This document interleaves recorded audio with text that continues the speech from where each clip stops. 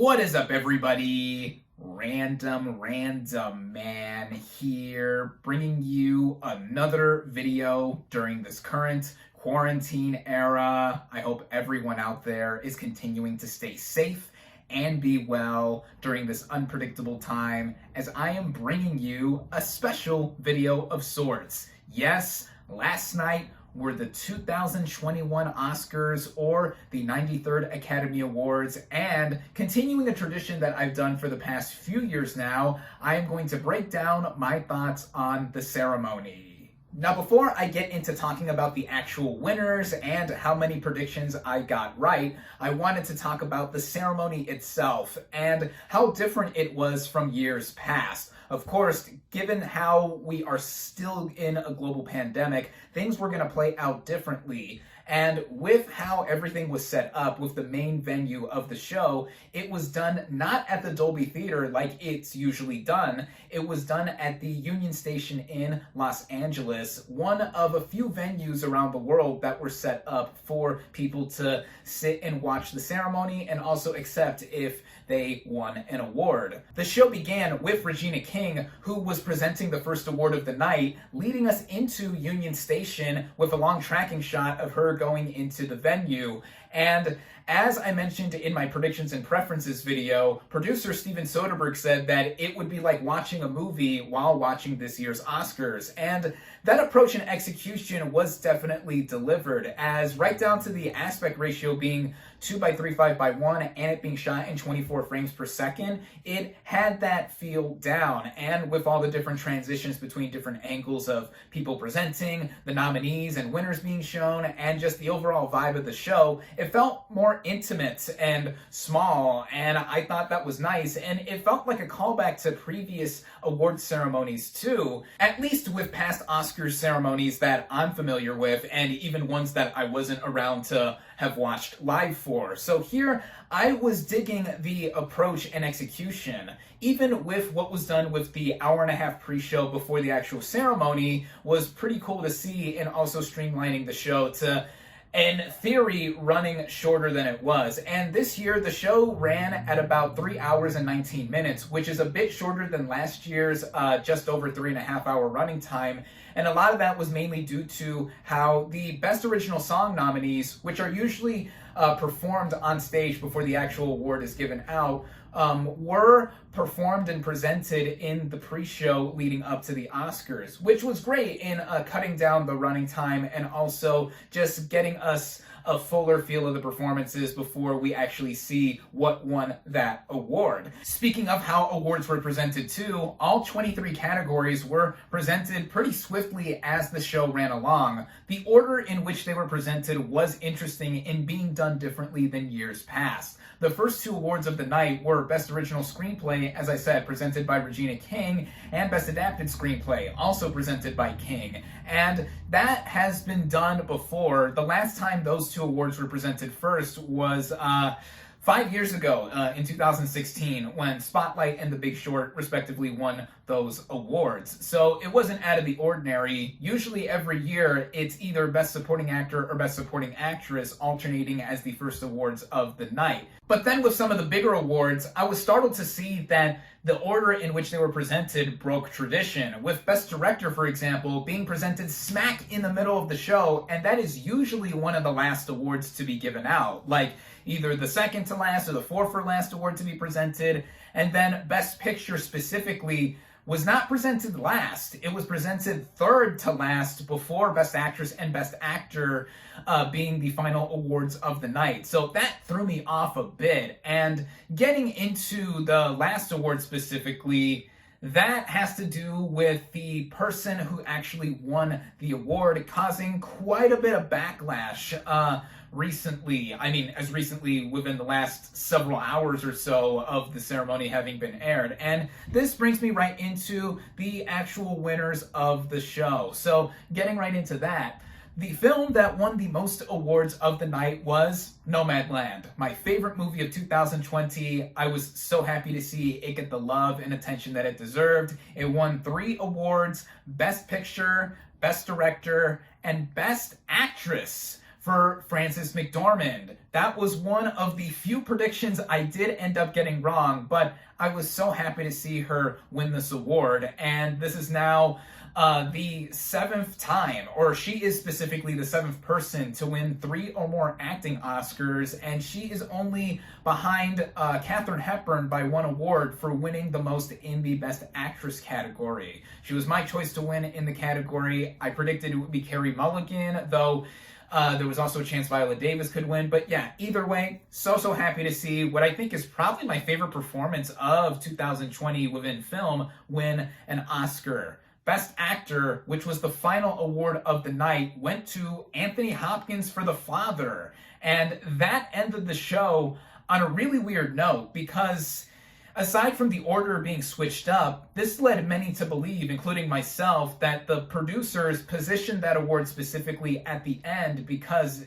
it was more than likely that Chadwick Boseman would win a posthumous Oscar for Ma Rainey's Black Bottom. Me and many other people predicted that to be the case, but no, Hopkins ended up winning, and he wasn't even present in attendance to accept the award. He did post a video on social media earlier this morning of him accepting the award and giving a tribute to Boseman. Yet that didn't stop the internet from freaking out and saying that Boseman was robbed of his one and only chance to win an Oscar. For me specifically, I wasn't mad at all. I actually preferred Hopkins' performance in The Father to Boseman's performance in Ma Rainey's Black Bottom, but my personal choice overall at the top 4 Best Actor was Riz Ahmed for Sound of Metal. But yeah, either way, it's not Hopkins' fault that he ended up winning an award that many people or his peers ended up voting for. So there is that. The Father also walked away with Best Adapted Screenplay, which was my personal choice to win that award, and I was happy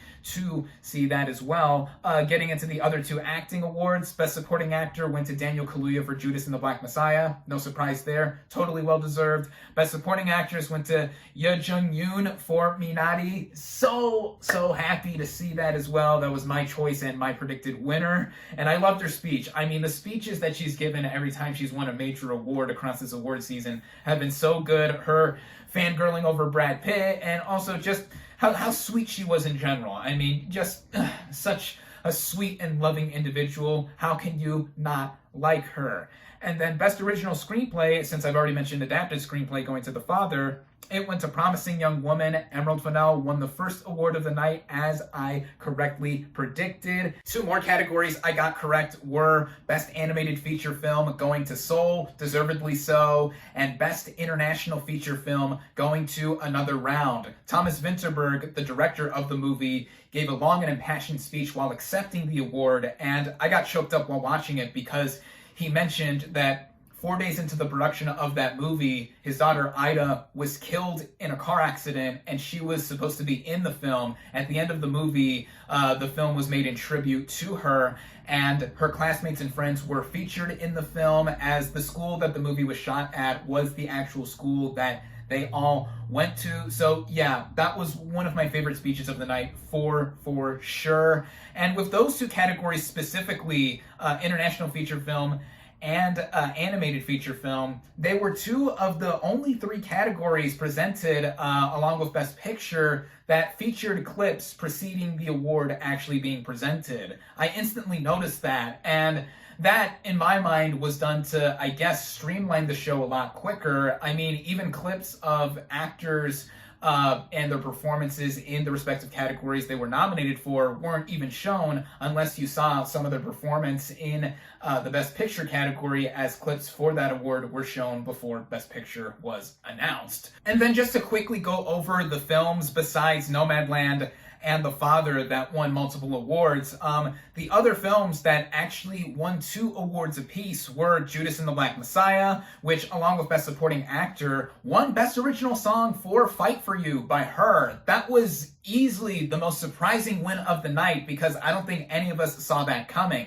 I personally predicted Speak Now from One Night in Miami by Leslie Odom Jr. to win, but Fight For You I thought was a good song, and it was cool to see Grammy winner Her now be Oscar winner Her, in addition to her having won Song of the Year at the Grammys the night before she got her Oscar nomination for the song that she won for last night. So that was cool to see. Ma Rainey's Black Bottom won 2 awards, Best Costume Design and Best Makeup and Hairstyling. I got both of those correct in my predictions. Mank got 2 awards, Best Production Design, which I predicted correctly, and Best Cinematography, which I was a little surprised to see won too, because I predicted Nomadland, but I thought it was a worthy win. I thought it was well shot. And then Soul, in addition to winning Best Animated Feature Film, also won Best Original Score, which I predicted correctly too. And then Sound of Metal won 2 awards as well. It won Best Sound, predictably and deservedly so. It was cool to see Riz Ahmed specifically present that category, and just the really smug smile he gave with showing the envelope and it reading Sound of Metal winning. Yeah, cool moment right there. And then it also won Best Film Editing, which was my personal choice to win, but not the one I predicted to win. I thought The Trial of the Chicago 7 would win that award, but it lost that and every other award it was nominated for. It was the only Best Picture nominee to walk away empty-handed, as every other Best Picture nominee won at least 1 trophy each, if I'm not mistaken. So yeah, yep. Each Best Picture nominee except The Trial of the Chicago 7 got 1 award at least. And of course, getting into a lot of the historical significance with how Nomadland won, with Chloe Zhao being now the first woman of color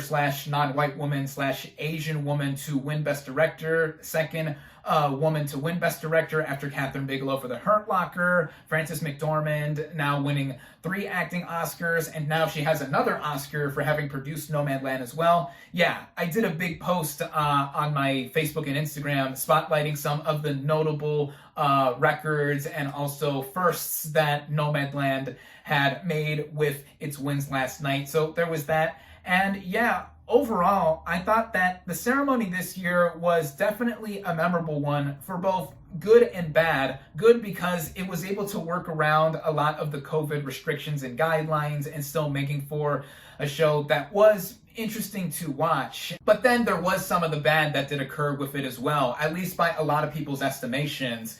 As ratings-wise, it was announced earlier that viewership was under 10 million viewers this year, which is by far the lowest ever recorded in the telecast's history. And it mainly does come down to the pandemic being a factor. And also, as I've always said, awards don't mean shit in retrospect, and people just really don't care about the Oscars or any other award shows anymore, no less while everyone is stuck inside with the pandemic. And just, yeah, interest has been waning for a while. And then also with just the weirdness of the end of the show going out with Best Actor being the last award of the night and not Best Picture, which was so weird to me because I was like thinking in my head, what's going on? Why is Rita Moreno presenting Best Picture when there are 2 awards left after that? Like, wow. Then connecting to the fact that Boseman would presumably win Best Actor, in that being the final award of the night presented, yet it actually going to Anthony Hopkins and he was not there to accept. It made the show, by many people's estimations, land with a huge thud if it already wasn't something they were interested in or thought was good in the first place. I mean, I thought that was such a big gamble and a big miss on the producer's part. I talked to my friend Izzy after the ceremony, and he thought that it was so embarrassing to the point that it's worse than the La La Land Best Picture mix-up with Moonlight from 4 years ago. And I would say I have to agree as well, because that was remedied or fixed within 2.5 minutes. I mean, this is a big case for how Best Picture should always be the final award of the night, given how Best Actor didn't pan out in ending the show with a bang.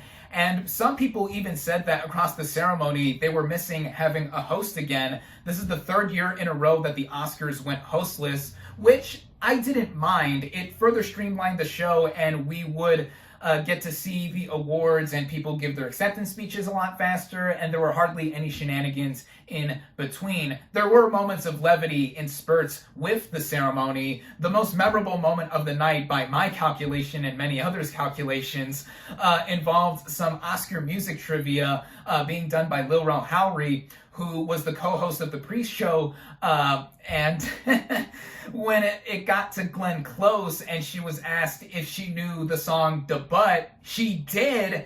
And she even went on to do the dance. Hopefully you'll win an Oscar one day, Glenn. Hopefully. I guess the last thing I have to mention is that in terms of me predicting every category available at this year's Oscars, for the first time I've ever done so, I got 15 out of 23 categories correct, which isn't bad, but I expected to do better, but a lot of the major categories did throw me off. But I did actually win the Oscar pool competition at my work with getting the most categories correct. So there's that. I get to find out what my prize is tomorrow, and hopefully it's a cool one because I talk about movies nonstop at work, and I've pretty much annoyed everyone to death there. And yeah, I guess the one time I wouldn't shut up about movies paid off in me winning a work-wide competition. So yeah, that wraps up my thoughts on this year's Academy Awards. It was certainly an interesting year to look back and reflect on for all of the good and not so good that I mentioned across this video. But hopefully next year we are in better circumstances with the world at large, and we can see the prowess of the Oscars come back, not just in terms of ratings, but also with the films that are going to be rewarded by next year's ceremony. Fingers crossed we see some good ones get some nominations, but as I always say, and not just awards meaning nothing in retrospect, it's about the movies themselves and the love that we have for them. As I always say as well, until next year, thank you all, as always, for watching. Be sure to like this video, comment on what you thought of this year's Oscars, social media links in the description, subscribe to my channel for more, and I'll catch you on the next movie review.